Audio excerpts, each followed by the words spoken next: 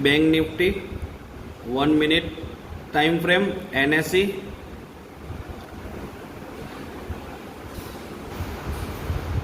ઉપરની સાઈડ પર રેઝિસ્ટન્સ છે જે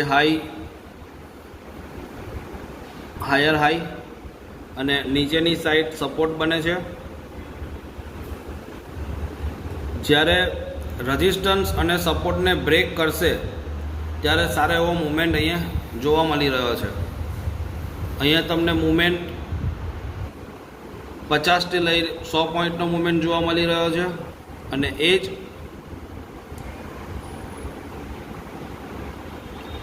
સપોર્ટ ઉપર બ્રેકડાઉન થઈ